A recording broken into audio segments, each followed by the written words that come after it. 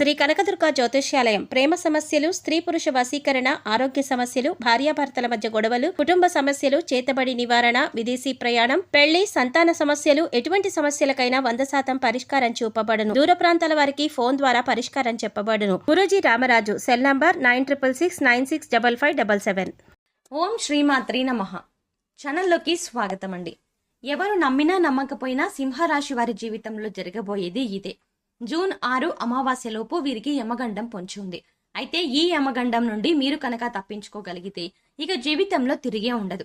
అద్భుతమైన భవిష్యత్తుని పొందుతారు. కాబట్టి నా మాట విని యమగండం నుండి ఇలా తప్పించుకోండి.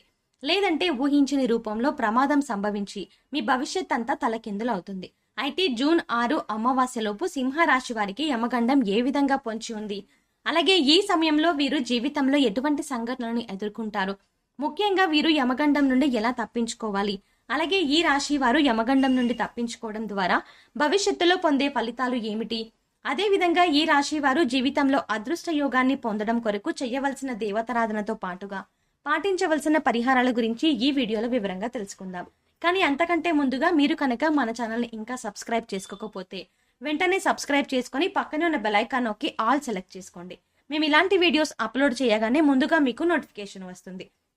ఈ రాశి వారు సుందరమైన స్వరూపంతో ఎప్పుడూ సంతోషంగా ఉల్లాసంగా బయటికి కనిపిస్తారు. బంధాలకి అనుబంధాలకి అధిక ప్రాధాన్యతనిస్తారు. వీరికి జ్ఞాపక శక్తి అధికంగా ఉంటుంది. కార్యదీక్షత కార్యదక్షత కలిగి ఉంటారు. అలాగే వీరు ఏవైనా ముఖ్యమైన పనులను చేపట్టే ముందు మంచి చెడులను పూర్తిగా ఆలోచించిన తర్వాతే నిర్ణయాలను తీసుకుంటారు. వీళ్ళకి అతీంద్రియ విద్యపై ఎక్కువగా ఆసక్తి ఉంటుంది. ఈ రాశి వారు ఏ పనిని చేసినా మనస్ఫూర్తిగా చేస్తారు. ఎలాంటి ఆశ లేకుండా పనులను పూర్తి చేస్తారు. తమ ఆలోచనలు ఎవరికీ తెలియనివ్వరు. ముఖ్యంగా వీరు తమ పర్సనల్ లైఫ్ గురించి ఎవరితోనూ షేర్ చేసుకోరు. ఈ సమయంలో ఈ రాశి వారు చాలా జాగ్రత్తగా ఉండాలి. లేదంటే ప్రమాదం ఏ రూపంలో అయినా సంభవించవచ్చు. అంతేకాకుండా ఈ ప్రమాదం వల్ల వీరి భవిష్యత్ అంతా తలకిందులవుతుంది. కాబట్టి ఈ సమయంలో వీరు చాలా జాగ్రత్తగా ఉండాలి. అయితే ఈ రాశి వారు ఈ సమయంలో ఎటువంటి సంఘటనలు ఎదుర్కొంటారు, అలాగే వీరికి యమగండం ఏ విధంగా పొంచి ఉంది, ఈ గండం నుండి ఎలా తప్పించుకోవాలి అనే విషయాన్ని గురించి చూసుకున్నట్లయితే ఈ సమయం వీరికి మిశ్రమ ఫలితాలను ఇవ్వబోతోంది. ముఖ్యంగా 4 సంఘటనలు వీరి జీవితంపై ప్రభావాన్ని చూపబోతున్నాయి. అవి ఏమిటి అంటే, వీరి కుటుంబ జీవితంలో పెద్ద మార్పు రాబోతోంది. కుటుంబ సభ్యుల మధ్య చిన్న చిన్న భేదాభిప్రాయాలు అధికమయ్యే అవకాశం కూడా ఉంది. కాబట్టి మీ కుటుంబ సభ్యులతో మీరు అధిక సమయాన్ని గడపడం చాలా అవసరం.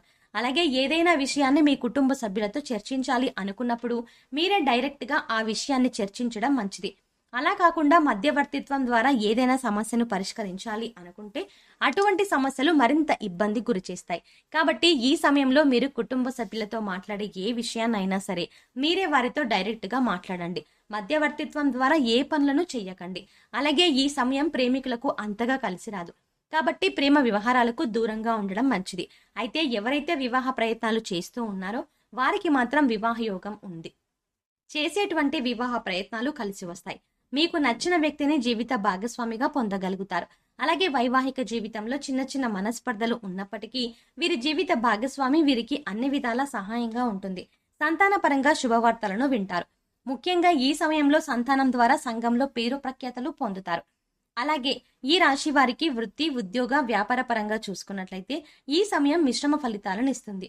ముఖ్యంగా ఎవరైతే నూతన వ్యాపారాలు ప్రారంభించాలి అనుకుంటారో, అలాగే అధిక మొత్తంలో పెట్టుబడులు పెట్టడానికి ప్రయత్నిస్తారో, ముఖ్యంగా ఏదైనా సంస్థలో డబ్బులను అధిక శాతం ఇన్వెస్ట్ చేస్తారో అటువంటి వారందరూ అనుభవజ్ఞ సలహాలను పాటించడం మంచిది. ఎందుకంటే ఈ సమయం వీరికి అంతగా కలిసి రాదు.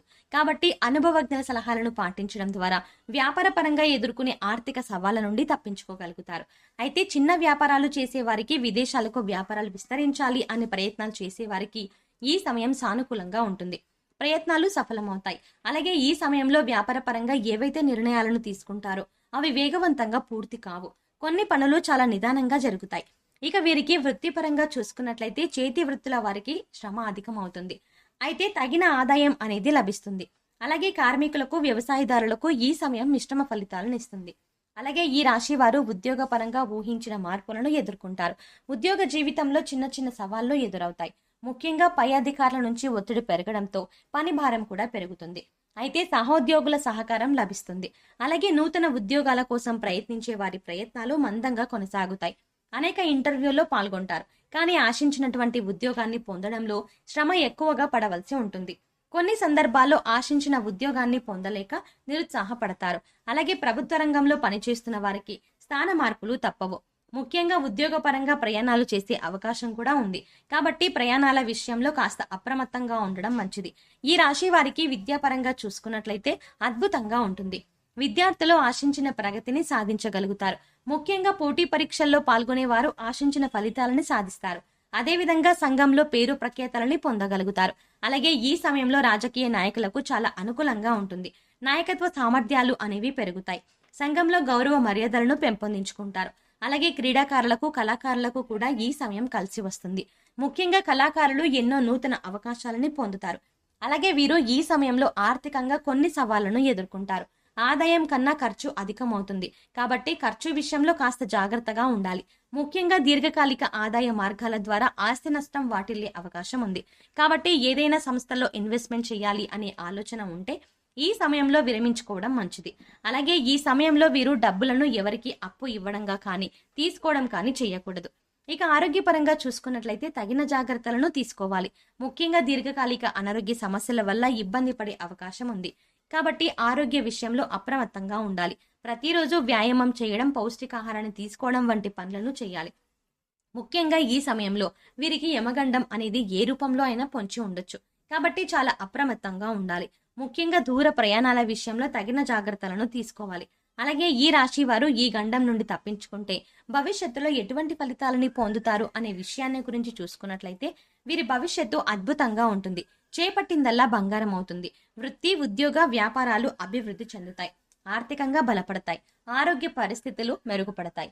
ఇక వీరికి జీవితంలో తిరుగుండదు. అన్నింటా విజయాన్ని పొందుతారు. సింహరాశి వారు అదృష్ట యోగాన్ని పొందడం కొరకు చేయవలసిన దేవతారాధన గురించి చూసుకున్నట్లయితే వీరు ప్రతినిత్యం శివారాధన చేయాలి. సోమవారం రోజున శివునికి పాలతో అభిషేకం చేయించడం ద్వారా శుభ ఫలితాలను పొందుతారు. వీరిపై ప్రతికూల ప్రభావం తగ్గుతుంది. అలాగే ఆదివారం రోజున కాలభైరవ స్వామి దేవాలయంలో అభిషేకాన్ని నిర్వహించి కాలభైరవ స్తోత్రాన్ని పారాయణం చేయాలి. అలాగే ప్రతినిత్యం ప్రత్యక్ష దైవమైన సూర్య భగవానుని నమస్కరించుకొని ఆదిత్య హృదయాన్ని పఠించడం ద్వారా ఆయుష్ పెరుగుతుంది. అలాగే లక్ష్మీ గణపతికి తెల్లని పూలతో పూజ చేయాలి. అలాగే ఈ రాశి వారు గ్రహదోషాలు తొలగించుకోవడం కొరకు పాటించవలసిన పరిహారాల గురించి చూసుకున్నట్లయితే వీరు కుబేర కంకణాన్ని ధరించాలి. అలాగే రాజరాజేశ్వరి అష్టకం పారాయణం చేయాలి. శనివారం రోజున శనిదేవుణ్ణి పూజించి బెల్లం, నువ్వులు దానం ఇవ్వాలి. వీలైతే సాధువులు, సన్యాసులు, నిరాశ్రయులు, పేద పిల్లలు వంటి వారికి తోచినటువంటి సహాయం చేయడం లేదా అన్నదానం, వస్త్రదానం వంటివి చేయడం ద్వారా సత్వరమైన ఫలితాలను పొందుతారు. ముఖ్యంగా వీరు ఆహారంలో నల్ల శనగలు, నల్ల మిరియాలను ఎక్కువగా వినియోగిస్తే వీరికి జీవితంలో అంతా శుభమే కలుగుతుంది.